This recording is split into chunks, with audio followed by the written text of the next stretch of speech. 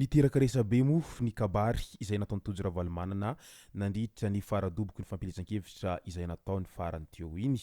Izay tena nanafitohana ny maro mo raha vantany vao naheno izany satria nilaza mo ny tena ny tao anatin'izay kabarina zay nisy endrikendrika ny fanavakavahana ara-poko sy ara-piaviana teo amin'ny merina sy Cotier mo izay kabary izay nataony izay. Ka ny pitsopitso ny mahakasika an'izay no fakafakaina amintsika atao anatin'ity video ity. Ka manasantsika rehetra anaraka ity video ity hatramin'ny farany. Azadino ny milaiky ny video antsika ary tsarovatra ny mi-abonneo amin'ny chaîne antsika mba ahafahanareo manaraka tsy tabaka ny video zay lefa nahito isan'andro. Tsy ampendela mo isika fa avy hatrany tonga dia vavany ndahoary.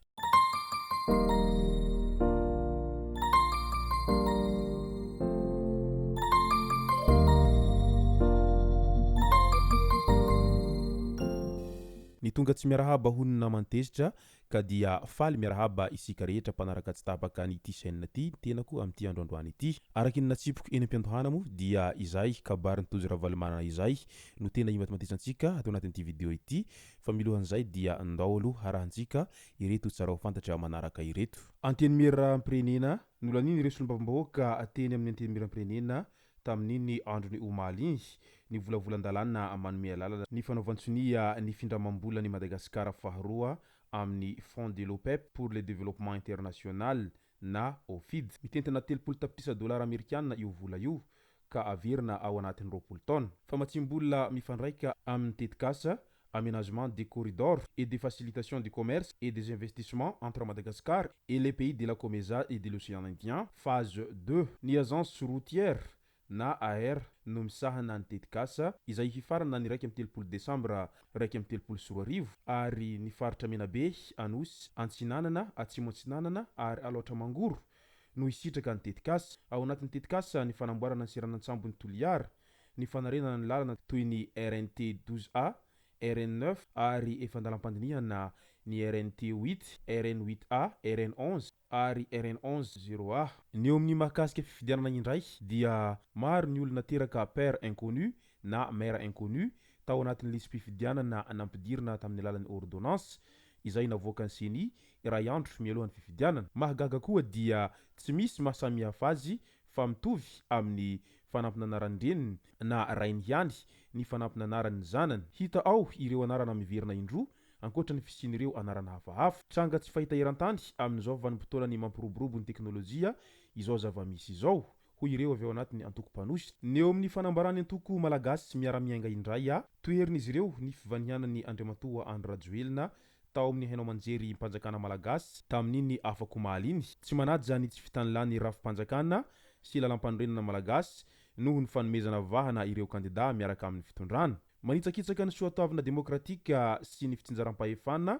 ireo fanehoan-kevitra tsy ara-dalàna satria filoham-pirenena dia filohan'ny malagasy rehetra ka tsy maintsy miara-miasa amin'izany ny ben'ny tanàna lanim-bahoaka eo. Tsy eken'izy ireo ihany koa ny famafazana lainga ny fitondrana izay minia amin'ny kipimaso manoloana ny fahantrany malagasy araky ny tarehimarika navoaka ny banky iraisam-pirenena sy ny OATAWATA tao anatin'ny tranokalany izay sady mitombona no azo raisina. Miantso ny mpifidy rehetra ny antoko MMM haneho ny heviny sy ny safidiny ankahalalahana lavitry ny teritery sy ny fampitahorana amin'ity androandroany ity satria olom-pirenena rehetra no maso mandidy amin'ny firenena fa tsy antoko na vondron'olona iray. Ndao am'izay ho resantsika ny mahakasika ny kandida Tojo Ravalomanana. Nandritra ny faradoboka mo dia fantatra fa niaradia tamin'ny kandida laharana fahafito na ihary lala ireo mpanao taxi moto ka tsy nahafaly any Tojo Ravalomanana raha vantany vao nandre izany.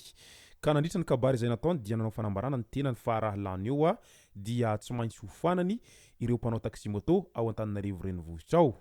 Etsy ankilan'izay nilaza ihany koa ny tenany fa tokony merina avy ao Antananarivo no hitondra any tanànany Antananarivo fa tsy olona avy any ankafa na ihany koa olona vao hanao politika androany ho izy hatrany fa ny antoko timma dia antoko matanjaka ary efa ela no nampalaza an'izany antoko timma izany. Ankoatra ny fanafanana ny taxi moto dia nambarany ihany koa fa ho esorina daholo ireo mpivarotra hany masaka rehetra eny amoron'ny arabe sy ireo mpivarotra rehetra tsy ara-dalàna eny amoron-dalana raha izy no ben'ny tanàna. Tsy asiana indrafo koa hoy izy ireo mpivarotra tsy mahaloha hetra sy ireo mpivarotra rehetra tsy manaraka ny lalàna eny Anosibe eny. No ararotiny tamin'izany ihany koa no nanome hafatra an'ireo olona avy any amorontsiraka mipetraka ao Antananarivo renivohitra ao.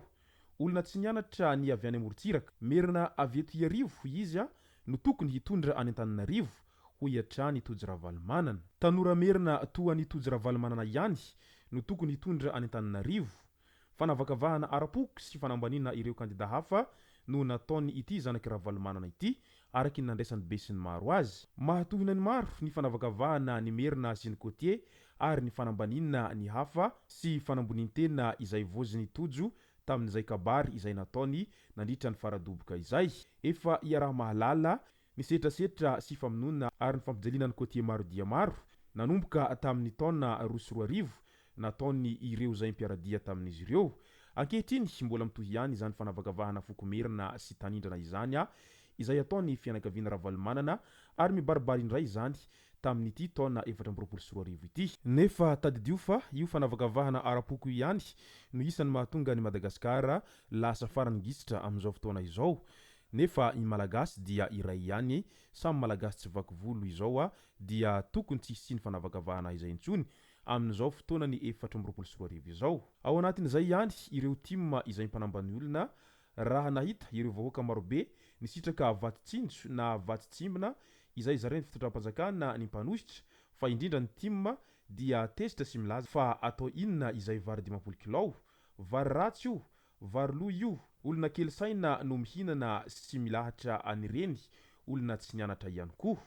Ny mpitarika timma député Tojo ao ambadika ao anefa mampirisika ny olona hilahatra sy hihinana varitsinjo na tsimbina izany. Milaza tsy tia vary kanefa mitady sy misisika ihany. Naneho ny heviny ihany koa ireo mpanao taksi manoloana any Tojo Ravalomanana sy ny fikambanany taksi vilna izay tsy mila taksi moto tarihiny Clémence rahariny rino. Izay no antony hanohanany ity kandida ity ny vinany hanafoana ny fanomezan-dalana hiasan'ireo taksi moto izay nataony volomboasary izay nolazain'izy ireo fa manimba ny fidiram-bolan'ny taksi. Nanentana ireo taksi vilna i marika Ravalomanana mba hifidy any Tojo ihany no kandida sahy hanafoana any taksi moto izay manohana any volomboasary io araky ny kabary izay nataon'izy ireo hatrany. Izay sy zay mo ny ambetindresaka izay nisy nandritra iny faradoboka izay nataon'ireo avy ao anatin'ny antoko timma amin'ny fanohanan'izy ireo any kandida Tojo Ravalomanana izay. Ka dia andrasantsika amin'ity herinandro ity ara no mety ho valiny izay fifidianana ho ben'ny tanàna izay manoloana an'izay fanehoan-kevitra maro isan-karazany izay nataon'ireo kandida izay nirotsaka ho fidiana ireo. Ka dia mirariny soa sy ny tsara ho antsika rehetra hatrany izay sy zay ny masaka azona roso tao anatin'ity video ity tomboko lasy tomboko vavy misaotra antsika rehetra nanaraka an'ity video ity hatramin'ny farany. Azadino ny milaiky ny videontsika ary tsarovatrany ny miabone amin'ny chaîne antsika mba ahafahanareo manaraka tsy tapaka ny video zay lefa isan'andro eto. Tomboko lasy tomboko vavy mankasitraka dia mirary soa.